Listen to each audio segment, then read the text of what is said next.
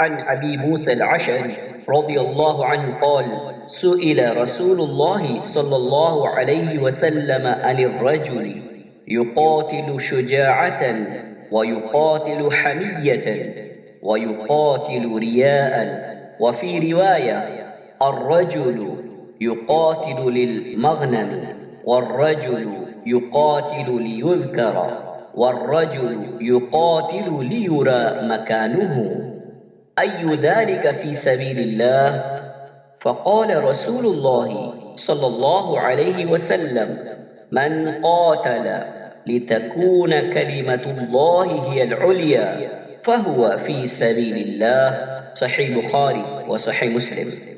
अबू मूसा Ashari रज़ियल्लाहु अन्हु से रिवायत है, उन्होंने कहा कि रसूलुल्लाह सल्लल्लाहु अलैहि वसल्लम से उस शख्स से मुताल्लिक़ सवाल किया गया जो अपनी बहादुरी दिखाने के लिए लड़ता है, और वो जो कौमी, वतनी, लिसानी, ख़ानदानी असबियत, हमियत के लिए लड़ता है, और वो जो नमूदो नुमाइश के लिए लड़ता है। और एक रिवायत में है कि वो शख्स महज माल गनीमत के लिए लड़ता है, और वो शख्स जो नामवरी के लिए लड़ता है, और वो शख्स जो जंगी महारत दिखाने के लिए लड़ता है। इसमें कौन सा शख्स महज अल्लाह ताला के लिए लड़ता है? बहरहाल अल्लाह के रसूल सल्लल्लाहु अलैहि वसल्लम ने फरमाया कि जो शख्स लड़े ताकि अल्लाह ताला का बोलबाला हो जाए, तो वो दर हकीकत अल्लाह के रास्ते में लड़ता है।